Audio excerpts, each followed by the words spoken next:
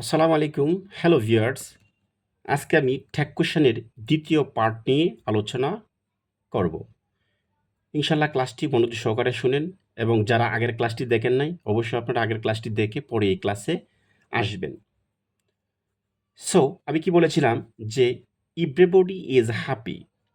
Everybody is happy. That means everybody থাকলে কিন্তু সাবজেক্টটা এখানে কি হয়? দে হয়।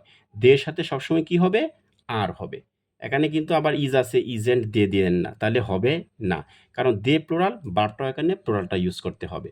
সো সেম ভাবে যদি বলি everybody wants to be happy. So S আছে, আপনারা কি দিবেন?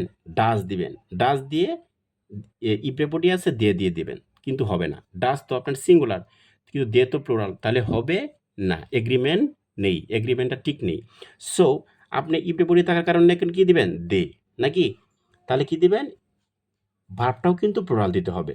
সো এটা যদি প্রেজেন্ট ইনডিফিনিট টেন্সে আসে তাহলে কি দিবেন? ডো দিবেন। কি দিবেন? Don't they.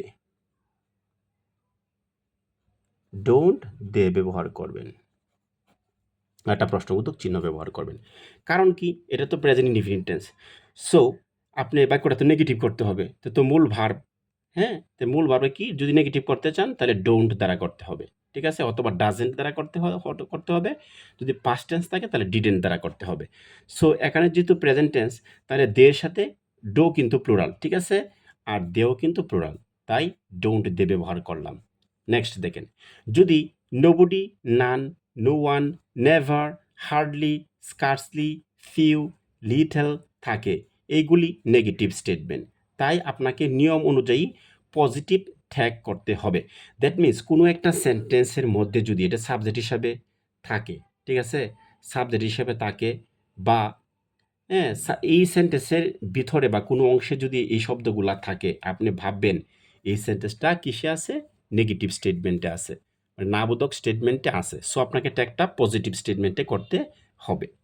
এখন দেখেন, এর মধ্যে একটা কথা আছে দেখেন, ফিউ এবং লিটল থাকে, এইগুলি নেগেটিভ স্টেটমেন্ট। তাই আপনাকে নিয়ম অনুযায়ী ট্যাগ কোয়েশ্চেনটা পজিটিভ করতে হবে। সো একটা উদাহরণ দেখেন, তাহলে জিনিসটা ক্লিয়ার হবে। নোবডি বিলিভস মি, কেউ আমাকে বিশ্বাস করে না। বাক্যটা কিন্তু নেগেটিভ। দেখেন নোবডি কিন্তু না, নেগেটিভ একটা স্টেটমেন্ট। ঠিক আছে? সো নোবডি থাকলে দে হয়। কি হয়? দে হয়। এখন যেহেতু বাক্যটা নেগেটিভ, তাহলে এর কি এস আছে, ভার্বের সাথে এস আছে, ডাজ দিবেন নাকি? ডাজ দেওয়া যাবে না। যেহেতু নোবডি আছে, এখানে দে হয়ে গেছে, তো আপনাকে দিতে হবে ডো দে। কি দিতে হবে? Do they. বুঝতে পারছেন? ডো দে হবে। এখানে ডোন্ট দে হবে না, কারণ বাক্যর তো নেগেটিভ আছে, নোবডি। ঠিক আছে? বুঝতে পারছেন? সো আরেকটা উদাহরণ দেখেন, আই হ্যাভ ফিউ ফ্রেন্ডস, আমার কিছু বন্ধু নেই বললেই চলে। ফিউ কিন্তু নেগেটিভ ওয়ার্ড, এটা মনে রাখবেন। ফিউ কি? ফিউ এবং লিটেল যদি কোনো সেন্টেন্সে থাকে, সেটা অবশ্যই নেগেটিভ ওয়ার্ড। এবং এই ফিউ এবং লিটেলের আগে যদি কোনো আবার আর্টিকেল থাকে, এ অথবা এন, কোনো আর্টিকেল থাকে, এ থাকে, তখন কিন্তু বাক্যটা পজিটিভ হয়ে যাবে। বুঝতে পারছেন? যেহেতু বাক্যটা নেগেটিভ আছে, সো আমরা এখন ট্যাগ কোয়েশ্চেনটা করবো। হ্যাভ আছে, কি দিবেন? হ্যাভ আই দিবেন। আনসার কি হবে? Have I. এই যে আনসার আমি লিখে দিলাম, হ্যাভ আই। সো পরেরটা দেখেন, few person few persons are suitable for this job. কিছু লোক আছে, কিছু লোক নেই বললেই চলে এই চাকরির জন্য উপযুক্ত। ঠিক আছে? সো ফিউ শব্দটা কিন্তু নেগেটিভ ওয়ার্ড। ঠিক আছে? আচ্ছা, দিয়েছে পার্সন। পার্সন তো একটা নাউন, ঠিক আছে না? নাউন এটা, হ্যাঁ? আর এই আর কিন্তু একটা ভার্ব। সো পার্সন এটা সিঙ্গুলার না প্লুরাল? অবশ্যই এটা প্লুরাল, কারণ একটা নাউনের সাথে এস আছে। নাউনের সাথে এস থাকলে সেটা কি হয়ে যায়? প্লুরাল হয়ে যায়। তো বারবো ঠিক আছে, আর ঠিক আছে না? তাহলে আনসার কি হবে? বাক্যটা তো নেগেটিভ। তে আর পার্সন থাকলে দে, অনেকগুলা লোক না, এই জন্য দে হবে। তাহলে আর দে। আনসার কি? আর দে। এই যে আপনার প্রশ্নবোধক চিহ্ন হয়ে গেল। নেক্সট দেখেন, কোনো সেন্টেন্সে সাবজেক্ট যদি, কোনো সেন্টেন্সের সাবজেক্টটা যদি কি হয়? None of, many of, some of, most of, any of, that means এইগুলা অফ থাকে, তাহলে সাবজেক্টের যে ট্যাগটা যখন করবেন তখন দে হয়ে যাবে। কি হয়ে যাবে? দে হয়ে যাবে। কিন্তু বস্তু বোঝাইলে এটা ইট হয়ে যাবে। ঠিক আছে? যদি বস্তু বোঝায় তখন কি হয়ে যাবে? ইট হয়ে যাবে। যদি কোনো ব্যক্তিকে ইন্ডিকেটেড করে তাহলে দে হয়ে যাবে। এগুলো যদি সাবজেক্ট হয়, আর যদি বস্তুকে বোঝায় তখন ইট হয়ে যাবে। একটা উদাহরণ দেখেন, ভিজ মানে এক্সাম্পল বা উদাহরণ। So most of the people knew it before. অধিকাংশ লোকই কি করতো? এটা আগেই জানতো, ঠিক আছে। সো দেখেন মোস্ট অফ আছে, আসেনি? মোস্ট অফ দ্য পিপল লোকজনদেরকে বোঝাইতেছে নাকি? আর ভার্ব তো এটাই নাকি, পাস্ট টেন্সের একটা ভার্ব। Know, knew, known. তো ফার্স্ট টেন্সের যেহেতু ভার্ব, তাহলে এই যে মোস্ট অফ থাকলে তো আমরা আগেই বলছি মোস্ট অফ দ্য পিপল, এখানে কি দে হয়, তাহলে কি বাক্যটা পজিটিভ। সো আনসার ট্যাগ হবে নেগেটিভ। তাহলে কি ফার্স্ট টেন্স আছে না, তো ডিড দিবেন, ডিডেন্ট দে, DIDN''T দে, প্রশ্নবোধক চিহ্ন দেন, বুঝতে পারছেন? আচ্ছা এখন দেখেন আমরা একটু এই রুলটা একটু ব্যতিক্রম, ঠিক আছে, একটু ভালো করে দেখেন, তাহলে আশা করি ব্যতিক্রমকে আপনারা অতি সহজে অতিক্রম করতে পারবেন যদি নিয়মটা ফলো করেন।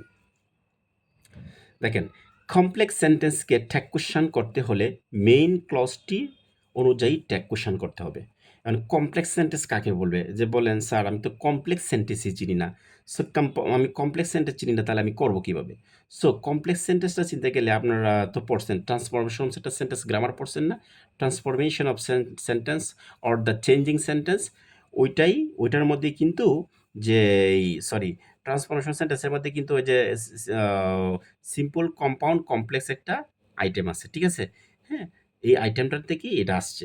সো এই সেন্টেন্স এমনিতে মূলত 5 প্রকার মোট, কিন্তু এমনিতে সেন্টেন্স হলো 3 প্রকার, সিম্পল, কম্পাউন্ড এবং কমপ্লেক্স।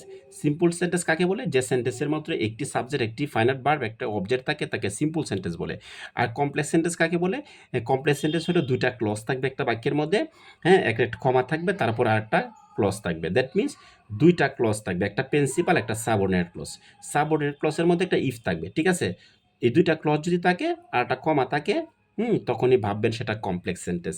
এবং এই কমপ্লেক্স সেন্টেন্সের শুরুতে ডাব্লিউএস কোয়েশ্চন থাকতে পারে, সিন্স, এজ, হুয়েন, ইফ, হ্যাঁ, দো, অলদো, এগুলা শব্দ থাকতে পারে, বা so that, in order that, এগুলো থাকতে পারে, তখন ভাববেন এটা কমপ্লেক্স সেন্টেন্সে আছে। সো আপনাদেরকে দেখাই, if you love me I will love you, এটা দেখেন তো, এই যে একটা কমা আছে এবং ইফ আছে, ঠিক আছে, ইফ আছে, কমা আছে, তার মানে কি এটা কমপ্লেক্স সেন্টেন্স নাকি? এই যে পরবর্তীতে একটা ক্লোজও আছে, ক্লজ আছে কি? তো এটা হলো প্রিন্সিপাল ক্লজ আর এটা হলো সাবঅর্ডিনেট ক্লজ। সো দুইটা যদি ক্লজ থাকে তাহলে আপনি কমার পরবর্তী অংশ যে ক্লজটা আছে প্রিন্সিপাল ক্লজের ট্যাগ করতে হবে। So I will love you, এবার কটা পজিটিভ, সো ওনটাই আনসার, কি ওনটাই, ঠিক আছে, বুঝতে পারছেন? আচ্ছা, I can help you as you desire, মানে আমি তোমাকে সাহায্য করব, অ্যাজ ইউ ডিজিয়ার, তুমি।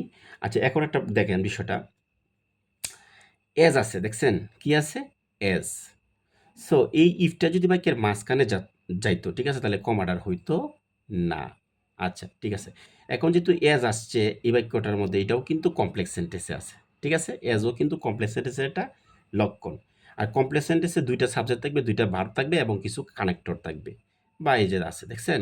তাহলে আমাদের এইটা কিন্তু সাবঅর্ডিনেট ক্লজ, এটা দ্বারা করা যাবে না, করবেন ওইটা দ্বারা, সামনেটার দ্বারা করবেন, মানে প্রিন্সিপাল ক্লজ দ্বারা করবেন, ঠিক আছে। তাহলে আনসার কি হবে, খানটাই। প্রশ্নবোধক চিহ্ন দেন। এখন থেকে নোট দেখেন, অ্যাজ, সিন্স, দো, অলদো, ইফ এবং যত রকমের ডাব্লিউএস কোশ্চেন আছে সবগুলা যদি কোনো সেন্টেন্সে থাকে এবং একটা কমা এগুলা থাকে, তখনই ভাববেন সেটা complex sentence. So complex sentence থাকলে কীভাবে ট্যাগ কোয়েশ্চেন করতে হয় আশা করি বুঝতে পারছেন। আচ্ছা আরেকটা বিষয় দেখেন, ভার্বের সাথে V1 প্লাস আইএনজি থাকলে এবং ইহা যদি মানে সাবজেক্ট যদি, হ্যাঁ, সাবজেক্টের পজিশনে হয়, মানে দ্যাট মিনস বার প্লাস আইএনজি, সেটা হলো জিরান। নাউনের আগে যখন বার প্লাস আইএনজি থাকে সেটা অ্যাডজেক্টিভের মতো কাজ করে এবং সেটা নাউন হয়ে যায়, ঠিক আছে। সো একটা উদাহরণ দিই, walking is good for health, এই যে ইজের আজ যে ওয়াকিং আছে, বার প্লাস আইএনজি আছে, সেটা কি নাউনের মতো কাজ করতেছে, ঠিক আছে। সো যদি এরকম পজিশন বোঝায়, তখন আপনি যখন ট্যাগ কোয়েশ্চেন করতে যাবেন তখন এটার পরিবর্তে শুধু ইট ব্যবহার করবেন, ঠিক আছে। সো আরও বলা যায় যে জিরান, ইনফিনিটিভ এবং পার্টিসিপলও বার প্লাস আইএনজি। সো এইগুলা যদি সাবজেক্টের পজিশনে থাকে তখন এটার সাবজেক্টিভ প্রোনাউন যেটা বসবে সেটা ইট হিসাবে ব্যবহৃত হবে, ঠিক আছে। এখন দেখেন, যদি সাবজেক্টের পজিশন এ হয় তখন ইট হবে, ইনফিনিটিভ, জিরান, পার্টিসিপল থাকলেও ইট হবে। ট্যাগ কোয়েশ্চেন করার সময় যদি ভার্বের আগে কোনো বড় বড় বাক্য হয় তাহলে ভার্বের সাথেই যে সাবজেক্ট থাকবে তা দিয়ে ট্যাগ কোশ্চেন করবেন। এটার মানে কি? আচ্ছা, আগে আমি ওইটার একটা উদাহরণ আপনাদের বোঝাই, তাহলে তো জিনিসটা ক্লিয়ার হবে যে এই জিরান ইনফিনিটিভ এবং পার্টিসিপলের ট্যাগটি কীভাবে করবেন। সো দেখেন, জিরান ওয়াকিং, আমি যদি বলি walking is good for health, good for health. দেখেন, যে ওয়াকিং আছে না, ভার্ব প্লাস আইএনজি আছে না, এখানে বি ওয়ান প্লাস আইএনজি আছে না, ঠিক আছে, সেটা যদি থাকে, এটা তো ভার্বে, ঠিক আছে না, সেটা জিরান, সেটা সরি এটা হলো নাউন, ভার্ব প্লাস আইএনজি সেটা কি নাউন। তো নাউন থাকলে এটা হলো ভার্ব, তাহলে এটা যদি আমি বলছি যে ভার্ব প্লাস আইএনজি থাকলে সেটা ট্যাগ কোশ্চেন হবে ইট, তাহলে ইজেন্ট ইট, ইজেন্ট ইট একটা চিহ্ন দিয়ে দেবেন, বুঝতে পারছেন। এখন যদি এভাবে তাহে টু ওয়াক,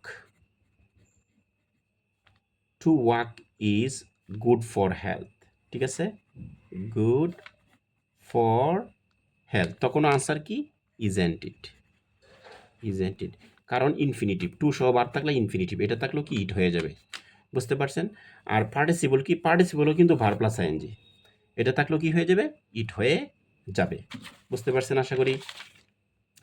আবার একটা কথা বলছি, দেখেন আপনারা, যে কোনো বড় বাক্য, যদি কোনো বড় বাক্য হয় তাহলে ভার্বের সাথেই যে সাবজেক্ট থাকবে তা দিয়ে ট্যাগ কোশ্চেন করবেন। যেমন ইউ মে থিঙ্ক, তুমি চিন্তা করো, ইউ নো, তুমি জানো, the answer, but you don't, but you don't, তুমি বলো না। দেখেন, এই যে এত বড় একটা বাক্য, ঠিক আছে, এত বড় একটা বাক্য, এটা কিন্তু বেসিক্যালি মূলত এটি কম্পাউন্ড সেন্টেন্স। কি সেন্টেন্স? কম্পাউন্ড, কারণ এর বাট আছে, দেখছেন, আবার সাবজেক্ট আছে, আবার ভার্ব আছে। সো এই যে দেখেন লাস্টে এই যে ভার্ব এবং আছে এই যে সাবজেক্ট, তো এই সাবজেক্ট অনুসারে কিন্তু ভার্বের ট্যাগ হবে। যদি বড় কোনো সেন্টেন্স থাকে তাহলে লাস্টে যে ভার্বটা থাকবে এর আগে সাবজেক্ট অনুসারে ট্যাগ হবে। তো বাক্যটা নেগেটিভ আছে, দিবেন ডো ইউ, আনসার কি ডো ইউ।